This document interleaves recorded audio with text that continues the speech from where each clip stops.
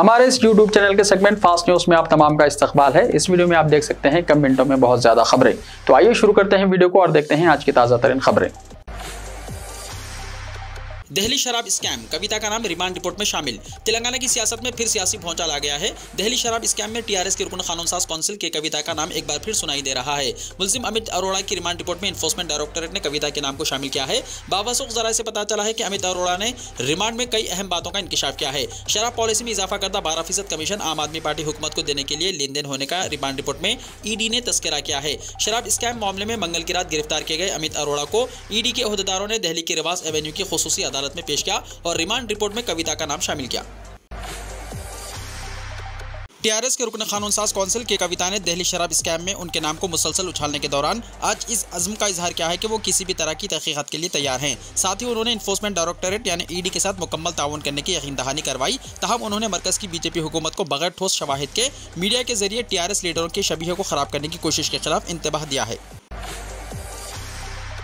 मुसलमान 12% से महरूम, अक़लियती कायदीन को 12 सरकारी ओहदे भी नहीं। तेलंगाना में मुसलमान 12% तहफ़्फ़ुज़ात से तो महरूम हैं, लेकिन टीआरएस के अक़लियती कायदीन भी 12 सरकारी ओहदे हासिल करने में नाकाम रहे हैं। अलहदा रियासत की मुहिम में टीआरएस सरबराह केसीआर ने तमाम तबक़ात से ताल्लुक़ रखने वाले पार्टी कायदीन और कारकुनों के साथ नई रियासत में मुकम्मल इंसाफ का भरोसा दिलाया था। लेकिन नई रियासत को 8 बरस मुकम्मल हो गए, लेकिन आज तक भी इंसाफ नहीं मिला। यूँ तो दिगर तबक़ात जैसे SC, ST, BC से ताल्लुक़ रखने वाले कायदीन को सरकारी और नामजद ओहदों में मुनासिब नुमाइंदगी दी गई, लेकिन मुस्लिम अक़लियत से ताल्लुक़ रखने वाले टीआरएस कायदीन को आज भी सरकारी ओहदों का इंतजार है और इनमें से कई तो मायूस होकर मशहूर कव्वाली कब तक मेरे मौला गुनगुनाने पर मजबूर हैं।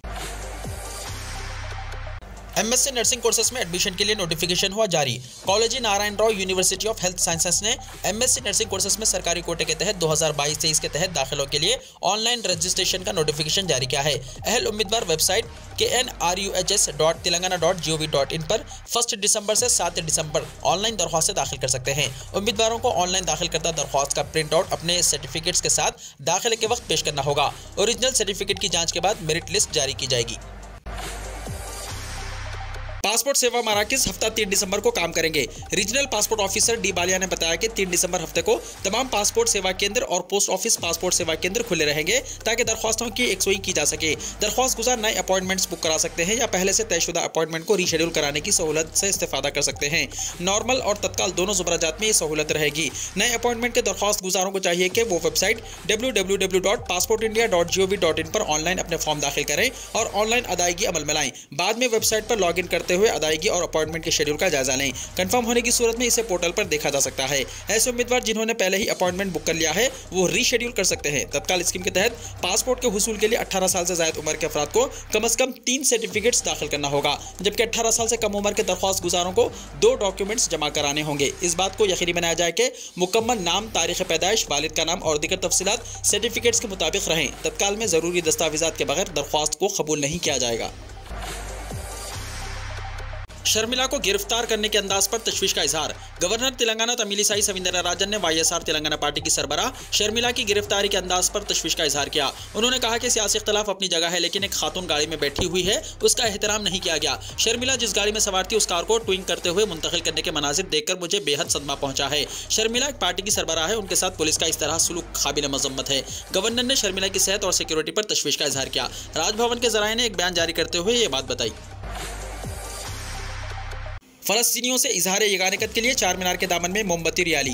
तारीखी चार मीनार के दामन में मुख्तलिफ जमातों और तंजीमों की जानिब से आलमी यौम इजहार यगानिकत के तौर पर मजलूम फ़लस्तीनियों की तायद में मोमबत्ती रैली मुनज़्ज़म की गई। CPI के कौमी सेक्रेटरी और साबिक़ रुकन राज्यसभा सैयद अजीज़ पाशा, जनरल सेक्रेटरी प्रदेश कांग्रेस कमेटी विनोद रेड्डी के अलावा साबिक़ MLC यादव रेड्डी और दीगर कायदीन ने रैली में हिस्सा लेते हुए फ़लस्तीनी काज की तायद की और इसराइली मज़ालिम की मजम्मत की। All India peace and solidarity organisation और प्रोग्रेसिव सेकुलर ऑर्गेनाइजेशन ने मोमबत्ती रैली का एहतमाम किया था। फ़लस्तीनी अवाम पर इसराइली मज़ालिम की मजम्मत करते हुए नारे लगाए गए।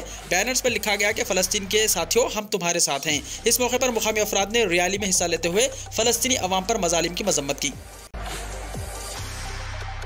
साउंड एंड लाइट शो का आगाज। तेलंगाना के महकमे सयाहत की जानिब से गोलकुंडा किले में साउंड एंड लाइट शो का फिर आगाज कर दिया गया है, जो कुछ अर्से पहले बंद कर दिया गया था। अमिताभ बच्चन ने अपनी आवाज़ दी है, जबकि दरमियान में आन जहानी जगजीत सिंह की गज़ल भी है। पहला शो अंग्रेजी में 6:30 बजे शाम और दूसरा शो 7:45 पर शाम शुरू होगा। टिकट तेलंगाना टूरिज्म की वेबसाइट से बुक किए जा सकते हैं।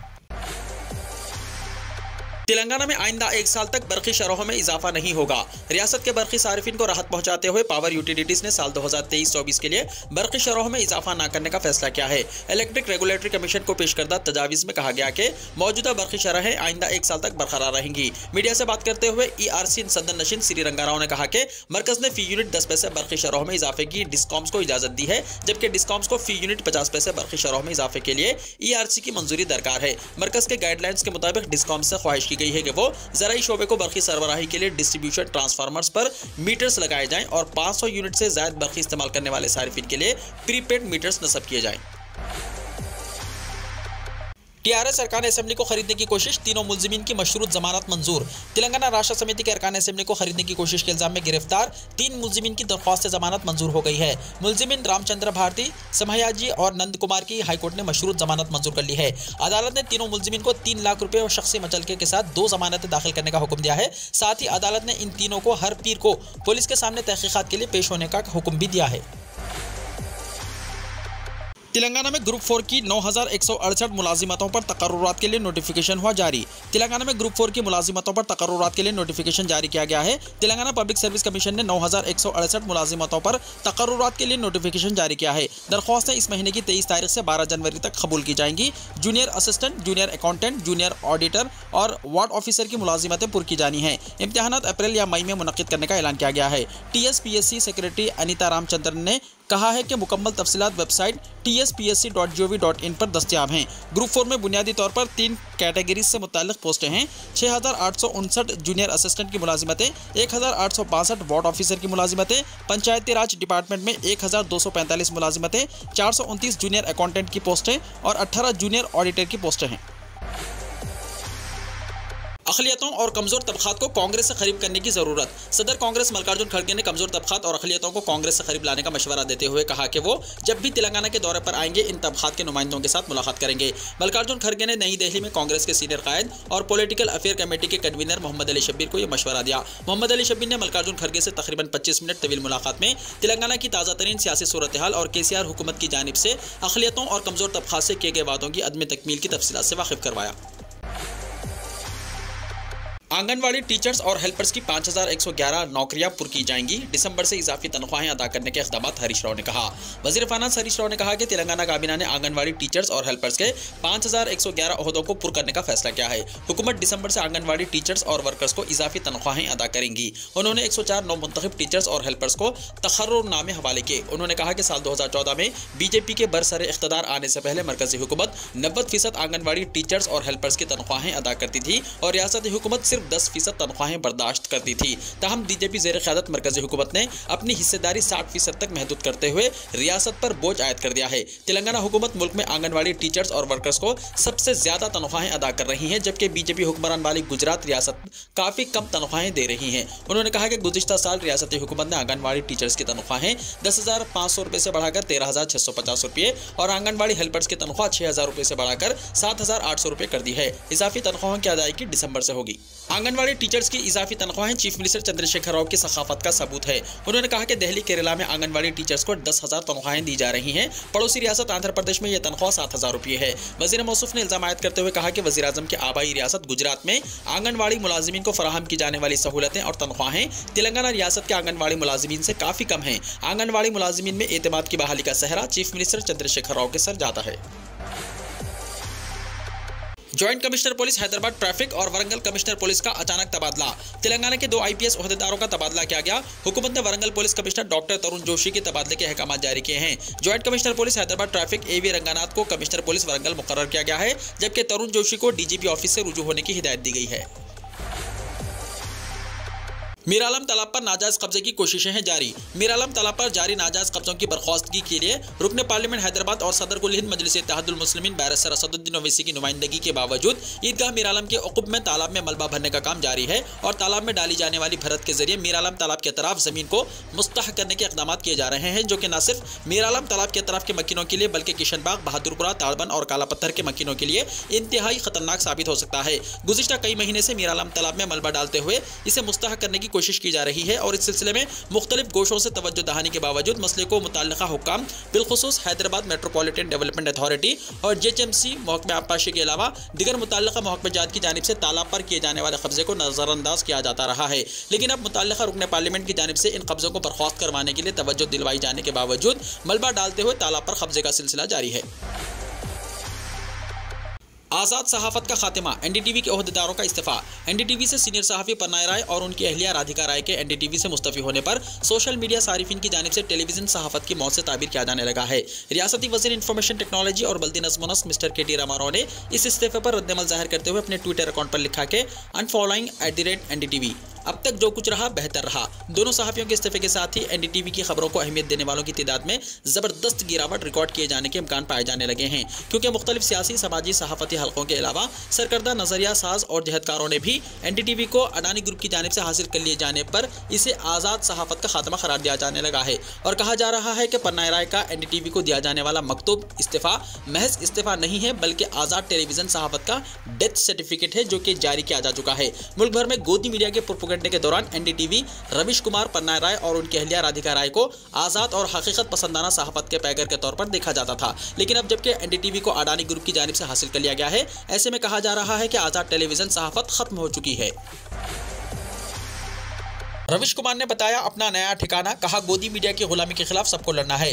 नामवर सहाफ़ी रविश कुमार ने NDTV से इस्तीफा दिया तो सोशल मीडिया पर तबसरों का सैलाब आ गया। इस दौरान रविश कुमार ने ट्वीट किया कि उनका नया ठिकाना कहाँ होगा, जिसके बाद सारिफिन ने उन्हें मुबारकबाद देना शुरू कर दी। रविश कुमार ने इस्तीफा देने के बाद सोशल मीडिया पर लिखा, मोहतरम अवाम, मेरे होने में आप सब शामिल हैं, आपका प्यार ही मेरी दौलत है। उन्होंने मजीद लिखा, आप सामाइन के साथ तवील अरसे तक एक तरफा रब्ता रहा, यूट्यूब चैनल पर यह मेरा नया पता है। गोदी मीडिया की गुलामी के खिलाफ सबको लड़ना है, आपका रविश कुमार। इसके साथ ही उन्होंने अपने यूट्यूब चैनल का लिंक भी दिया है। बता दें कि रविश कुमार ने अपने यूट्यूब चैनल पर एक वीडियो शेयर करके बताया कि उन्होंने NDTV से इस्तीफा दे दिया है। कौमी सलामती मुशीर अजीत दोवल का खुफिया दौरा हैदराबाद, पुलिस हल्कों में मची हलचल। कौमी सलामती के मुशीर अजीत दोवल ने हैदराबाद का खुफिया दौरा किया है, जिसकी रियासती पुलिस और इंटेलिजेंस को भी कोई इत्तला नहीं है। बावसूख ज़राए से पता चला है कि अजीत दोवल खुसूसी तैयारे के जरिए हैदराबाद पहुंचे। बगैर किसी सिक्योरिटी के आम शहरी की तरह एक छोटी कार में उन्होंने सफर के साथ ही चंद अहम शख्सियतों से मुलाकात करने का भी इल्म हुआ। तकरीबन 3 घंटों तक वो हैदराबाद में रहे। इसके बाद खुसूसी तैयारे के जरिए दिल्ली रवाना हो गए। कौमी सलामती मुशीर ने हैदराबाद का दौरा क्यों किया और दौरे को खुफिया रखने की वजह क्या है, उन्होंने किससे मुलाकात की, किस मिशन के तहत हैदराबाद आए थे, इन तमाम सवालात पर राज के पर्दे पड़े हुए हैं। कौमी सलामती मुशीर अजीत दोवल खुफिया ऑपरेशन करने के मामले में काफी शोहरत रखते हैं। उन्होंने पड़ोसी मुल्क पाकिस्तान में भिखारी के भेष में तवील अरसे तक रूपोश रहकर जासूसी करते हुए हिंदुस्तान को अहम मालूमात फराहम की थी। यहाँ तक कि जब दहशतगर्द अमृतसर के गोल्डन टेम्पल में घुस गए, तब भी वो रक्षा वाले के भेष में वहां गए और सिक्योरिटी ओहदेदारों को सूरत हाल से आगाह किया था। इम्कान जाहिर किए जा रहे हैं कि उनके दौरे के पीछे भी कोई ठोस वजह जरूर होगी। हाल ही में हैदराबाद के अलावा तेलंगाना के कई अजला में पॉपुलर फ्रंट ऑफ इंडिया यानी PFI के चंद कारकुनों को गिरफ्तार किया गया है। इसके अलावा हालिया दिनों में मरकजी तहकीकाती एजेंसियों की तेलंगाना में अचानक सरगर्मियां बढ़ गई हैं। इस तनाजुर में भी कौमी सलामती मुशीर के खुफिया दौरे को देखा जा रहा है। पहले भी वो हैदराबाद आ चुके हैं, लेकिन इस बार उन्होंने बगैर किसी पेशगी इत्तला के दौरा किया है। क्या उनके दौरे के पीछे कोई दाखिली सलामती का मसला दरपेश है? इस पर पुलिस हल्कों में हलचल मची हुई है। आंध्र प्रदेश में प्लास्टिक के गोदाम में अचानक लगी आग। आंध्र प्रदेश के जिले नंदियाल में प्लास्टिक के गोदाम में अचानक आग लगने का वाक़या पेश आया। तफसीलात के मुताबिक कल शब पेश आई इस वाक़े में किसी जानी नुकसान की कोई इत्तला नहीं मिली, अलबत्ता माली नुकसान ज़रूर हुआ है। आग के साथ कसीब धुआं भी देखा गया, जो मुत्तसिल मकानात और दुकानात तक फैल गया। इससे मुकामी अफराद खौफजदा हो गए, जिन्होंने फौरी तौर पर फायर ब्रिगेड के एहलकारों को चौकस किया। बाद फायर ब्रिगेड के एहलकारों ने वहाँ पहुँचकर आग पर काबू पाया। समझा जाता है कि शॉर्ट सर्किट आग लगने की वजह है। रामदेव पर बीजेपी के रुकने पार्लियामेंट का हमला, मिलावटी घी फरोख्त करने का इल्जाम लगाया। उत्तर प्रदेश के खैसरगंज से बीजेपी के रुकने पार्लियामेंट ब्रिजभूषण शरण सिंह ने योगा गुरु स्वामी रामदेव पर पतंजलि ब्रांड के नाम से मिलावटी घी फरोख्त करने का इल्जाम लगाया। उन्होंने ये भी इल्जाम लगाया है कि रामदेव योगा के स्टेप्स को गलत तरीके से बता रहे हैं, जिससे उनके पैरोकार बुरी तरह मुतासिर हो रहे हैं। ब्रिजभूषण शरण सिंह ने लोगों को मशवरा दिया कि बाजार से घी खरीदने के बजाय गाय या भैंस घर में रखें। उन्होंने कहा कि कमजोर आदमी का बच्चा कमजोर पैदा होता है। सेहतमंद रहने के लिए घरों में साफ सफाई, खालिस दूध और घी का होना बहुत जरूरी है। गुजरात इंतखाबात, साइकिल पर LPG सिलेंडर के साथ वोट डालने पहुंचे कांग्रेस उम्मीदवार, वीडियो हुआ वायरल। गुजरात असेंबली इंतखाबात के पहले मरहले की वोटिंग आज सुबह 8 बजे शुरू हुई और शाम 5 बजे खत्म हो गई। सख्त हिफाजती इंतजाम के दरमियान वोट डाले गए। इस दौरान अमेरेली में कांग्रेस उम्मीदवार परेश धनानी का अलग अंदाज देखने को मिला। दरअसल वो साइकिल पर गैस सिलेंडर लेकर वोट डालने घर से बूथ पर पहुंचे और फिर अपना वोट डाला। अपना वोट डालने के बाद कांग्रेस उम्मीदवार परेश धनानी ने कहा, गुज़िश्ता 27 सालों में बीजेपी ने रियासत को खौफ और खुदगर्जी की दीवार के दरमियान गुलाम बनाने की साजिश की है। हुकूमती नाकामियों की वजह से गुजरात में कसादबाजारी, महंगाई महंगाई, बेरोजगारी रोज बरोज बढ़ रही है। कांग्रेस उम्मीदवार परेश धनानी ने कहा कि इन मसाइल से निजात पाने के लिए मैंने आज वोट दिया है और मुझे यकीन है कि पूरा गुजरात भी वोट देगा और हुकूमत की तब्दीली आएगी, कांग्रेस आएगी और फिर से खुशहाली छाएगी। मारूफ अदाकारा स्वरा भास्कर की भारत जोड़ो यात्रा में शिरकत। बॉलीवुड की मारूफ अदाकारा और अवामी मसाइल पर अक्सर आवाज उठाने वाली स्वरा भास्कर ने जुमेरात के रोज इंडियन नेशनल कांग्रेस की भारत जोड़ो यात्रा में शिरकत की। इस दौरान उन्होंने राहुल गांधी के साथ पैदल सफर किया, जिसकी तस्वीर मंजर-ए-आम पर आई हैं। कांग्रेस लीडर राहुल गांधी की इस भारत जोड़ो यात्रा को 85 दिन मुकम्मल हो गए हैं। स्वरा भास्कर की मौजूदगी से इस यात्रा को मजीद मकबूलियत हासिल होने की उम्मीद है। ख्याल रहे कि इस वक्त राहुल गांधी की भारत जोड़ो यात्रा का काफिला मध्य प्रदेश के उज्जैन से गुजर रहा है, जहां स्वरा भास्कर को इस रैली में राहुल गांधी के साथ कदम से कदम मिलाते हुए देखा गया। राहुल गांधी के साथ स्वरा भास्कर की ये तस्वीर सोशल मीडिया पर बहस का मौजू बनी हुई है। मुल्क में कोरोना इन्फेक्शन से कोई मौत नहीं। मुल्क के लिए एक राहत की खबर है कि गुज़िश्ता 24 घंटों के दौरान मुल्क में कोरोना वायरस के इन्फेक्शन से किसी मरीज की मौत नहीं हुई है। मरने वालों की तादाद 5,30,622 पर मुस्तहकम है। सेहत और खानदानी बहबूद की मरकजी वजारत ने जुमेरात को कहा कि सुबह 7 बजे तक 219 करोड़ 92 लाख से ज्यादा वैक्सीन लगाई गई है। गुज़िश्ता 24 घंटों के दौरान मुल्क में कोरोना के 88 एक्टिव केसेस में कमी के बाद इनकी तादाद कम होकर 4,767 हो गई है। एमसीटी इंतखाबात से पहले 3 रोज तक दिल्ली में शराब की फरोख्त पर रहेगी पाबंदी।